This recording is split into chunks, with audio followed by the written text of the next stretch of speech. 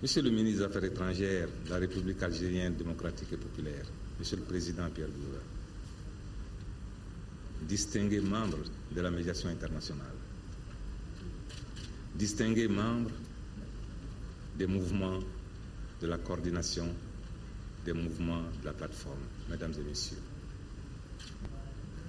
comment ne pas aujourd'hui remercier vivement les autorités algériennes, le président de la République algérienne démocratique et populaire, le président Abdelaziz Bouteflika, le peuple algérien, le gouvernement algérien, de m'avoir adressé une invitation à venir peut-être dans mon pays, mais une invitation qui m'a permis de m'adresser à ceux qui ont été mes compagnons, mes amis dans les salles, de m'adresser à cette honorable équipe de médiation pour dire je quitte une fonction, j'arrive à une autre et qu'il me soit permis de continuer la tâche qui m'a été confiée. Monsieur le Président, je vois en cette invitation une marque d'attention particulière, un immense crédit d'intention, l'expression de la qualité des relations d'amitié, de fraternité et de coopération entre le Mali et la République algérienne démocratique et populaire.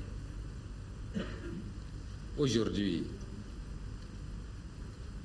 devait débuter à Alger une séquence cruciale de pourparlers intermaliens devant déboucher sur un accord de paix global et définitif pour engager le Mali, mon pays, notre pays, dans la voie d'un développement équilibré, dans un environnement de paix, de sécurité et de stabilité sociale. Que de chemins parcourus depuis l'accord préliminaire de Ouagadougou, depuis l'adoption à Alger de la feuille de route qui a encadré les pourparlers en cours. Nous avons pu noter avec une réelle satisfaction et tout au cours de ce processus un engagement profond de la communauté internationale aux côtés du peuple du Mali.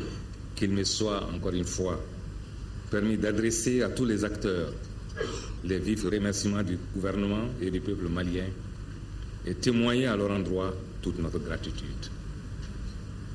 S'agissant de l'équipe de médiation dont vous avez la conduite, j'adresse à cette équipe mes vives félicitations pour avoir conduit jusque-là à notre satisfaction la délicate mission qui est la sienne, mission d'équilibre, mission dédiée exclusivement à la restauration de la paix, au développement socio-économique, non seulement au Mali, mais dans la sous-région. Monsieur le Président de séance, chers frères, Lamora, il y a quelques mois, nous avons évolué dans cette même enceinte, vous dans le même rôle qu'aujourd'hui, mais moi dans celui de vos représentants du Président de la République pour le dialogue inclusif. Je m'étais, à cette époque, assigné comme tâche essentielle de me tenir à égale distance des parties en négociation, de m'inspirer de votre exemple pour pousser à des consensus, au rapprochement des points de vue. J'étais convaincu, et cela en exécution des instructions que le Président de la République m'avait données, que tous les protagonistes étaient des Maliens à part entière et avaient donc le droit et le devoir de s'interroger sur le devenir de leur pays.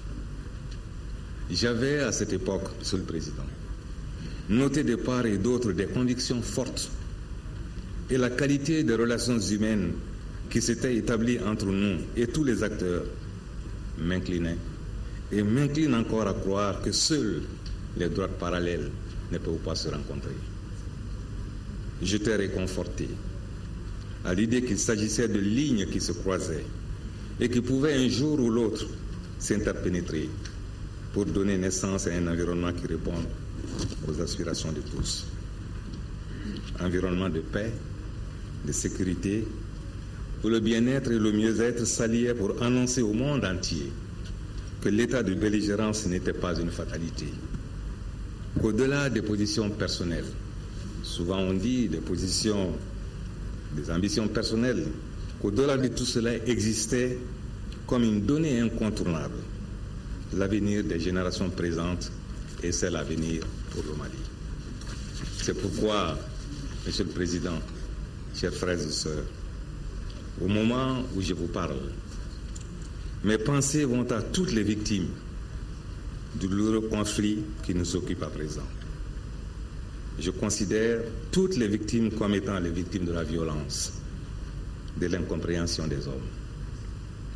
S'agissant des victimes non maliennes, des soldats de la paix venus de différents horizons, je m'incline devant leur mémoire et réitère les condoléances les plus attristées du peuple et du gouvernement du Mali aux nations d'origine douloureusement éprouvées. À cet égard, nous sommes aujourd'hui émus et fortement impressionnés par la constance et la qualité du soutien apporté au Mali par la communauté internationale. La configuration de l'équipe de médiation est un témoignage cinglant et réconfortant. Cette configuration, cet immense réseau de sympathie, de soutien multiforme, impose aujourd'hui aux parties maliennes, celles qui sont en négociation, c'est-à-dire les mouvements armés de la coordination, les mouvements armés de la plateforme, le gouvernement du Mali, de se révéler dignes de la solidarité internationale. Ces acteurs sont aujourd'hui réunis dans cette salle. Je voudrais leur dire que le peuple du Mali, dans toutes ses composantes, est en attente de leur part d'une décision cruciale. Une décision qui soulagera les cœurs et les esprits. Une décision qui limitera la misère morale et matérielle, qui limitera la peur pour le présent, l'angoisse pour le souvenir traumatisant des scènes de violence vécues, mais aussi l'inquiétude pour l'avenir des Maliennes et des Maliens. Cette attente se nourrira de la décision que vous prendrez, vous, mon frère, Bilal Ak-Chérif, et vos alliés. Vous, professeur Ould Sidi. Vous, Ahmed Ould Sidi Mohamed. Vous, maître Arona Touré et vos alliés. Et toutes les bonnes volontés, les responsables aujourd'hui de tous les mouvements, ceux que je n'ai pas cités, n'ont pas moins d'importance. Vous, Abdoulaye Diop, vous qui conduisez la délégation gouvernementale, je voudrais vous dire que tout le monde est à votre écoute. Je voudrais vous demander de cesser d'être les uns en face des autres, mais d'être les uns et les autres à côté de tout le monde pour regarder dans la même direction. Vous ouvrir au souffle de la paix, de la concorde et de la fraternité. Ce faisant, mes chers frères, vous vous révélerez tous unis, dignes de la confiance de la communauté internationale, dignes de son soutien aujourd'hui, mais aussi après la signature d'un accord de paix. En le faisant, pourriez-vous vous ouvrir au message d'outre-tombe, paix à leurs âmes, récemment rappelées à Dieu, les voix sublimes d'Intala Agataer, de Baba Ould Cheikh El Mokhtar Kounta, de Mohamed El Mehdi Agataer El Ansari, d'autres illustres compatriotes qui ne sont plus de ce monde. Vous ouvrirez au cri d'outre-tombe aussi de ces milliers de Maliens, d'hommes et de femmes brutalement arrachés à la vie, de ces milliers de jeunes arrachés aux joies de ce monde, comme des espérances assassinées et brisées. Vous ouvrirez au cri de détresse de ces milliers de personnes ayant fui la terre natale et qui attendent le jour où ils pourront retrouver les leurs. Qu'il me soit permis de remercier ici les pays voisins qui les ont accueillis dans la tradition d'hospitalité et de générosité. Monsieur le Président, ce message, celui que je vous délivre, ne voyez pas en lui le message partisan du chef du gouvernement, mais celui d'un frère, investi d'une légitimité octroyée, celle du président de la République du Mali, Ibrahim Boubacar Keïta, porteur de la nation malienne dans son ensemble, donc à égale distance par rapport à tous. Monsieur le Président, mes frères et mes sœurs, toutes tendances confondues, je vous demande de desserrer les poings, de faire en sorte que le travail pour la paix devienne un vrai service.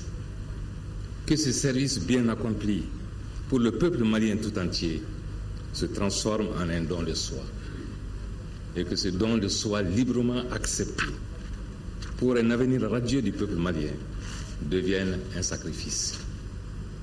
Que ce sacrifice pour un idéal qui dépasse nos personnes provoque en nous un enrichissement moral et spirituel. Cet enrichissement nous aide à mieux servir l'intérêt général, celui de toutes les populations maliennes sans exclusive, celles du nord, du centre, du sud, de l'est, de l'ouest. Ces populations maliennes unies dans un élan formidable et qui n'aspirent qu'à vivre en paix. Mes chers frères, mes chères sœurs, la paix n'a pas que des amis. Je sais que vous saurez résister à la fascination des marchands d'illusions, ceux qui veulent ralentir le cours du processus, ceux qui se réjouissent de la détresse de leurs semblables. Poursuivez imperturbablement votre chemin vers la paix et la concorde. Un chemin certes rocailleux, mais qui conduit vers des lendemains meilleurs. N'empruntez pas les escaliers dérobés. La sincérité, la vérité de votre comportement vous aidera à refuser de porter le deuil de l'avenir. Vive la paix, vive l'amour entre les hommes, vive la solidarité internationale, vive le Mali uni et réconcilié avec lui-même. Monsieur le Président, avec mes remerciements pour votre obligeante attention, je vous prie d'accepter les salutations du président de la République du Mali, son Excellence Ibrahim Boubacar Keïta, celles du gouvernement du Mali, du peuple du Mali et bien entendu les miennes bien fraternelles. Je vous remercie.